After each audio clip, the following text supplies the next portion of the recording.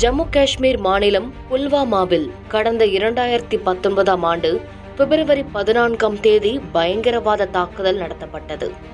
CRPF படை வீரர்கள் சென்ற வாகனத்தின் மீது காரை மோதவிட்டு தற்கொலைப்படை தாக்குதல் நடத்தப்பட்டது. இதில் 40 சிஆர்பிஎஃப் வீரர்கள் வீர மரணமடைந்தனர்.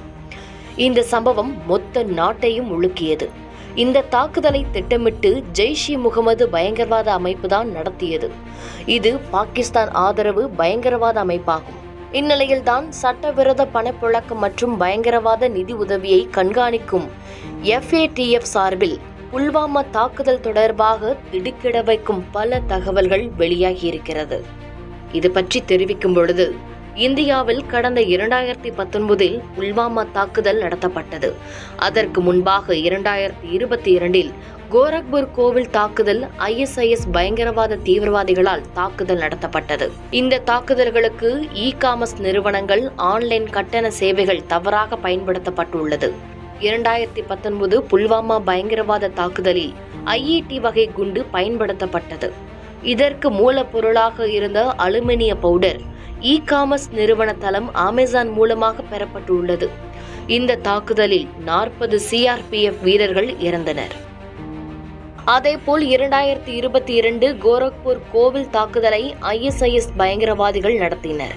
இதற்கான பண பரிமாற்றத்திற்கு பேபாலை பயன்படுத்தினர்.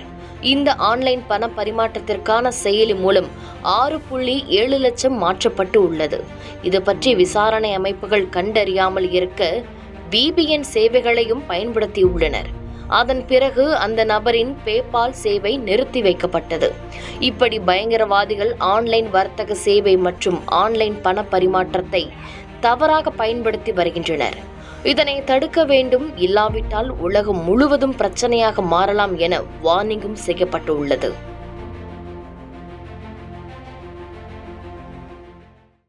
செய்திகளை உடனுக்குடன் தெரிந்து கொள்ள கீழ்கண்ட கேபிள் மற்றும் DTH நெட்வொர்க்குகளில் எம்நாடு செய்தி தொலைக்காட்சியை காணுங்கள். பாதகம் செய்பவரை கண்டால் நாம் பயம் கொள்ளலாகாது பாப்பா. மோதி மிதித்துவிடு பாப்பா, அவர் முகத்தில் உமிழ்ந்துவிடு பாப்பா. அண்மை செய்திகளை உடனுக்குடன் தெரிந்து கொள்ள இணைந்திருங்கள் எம்நாடு தொலைக்காட்சியுடன்.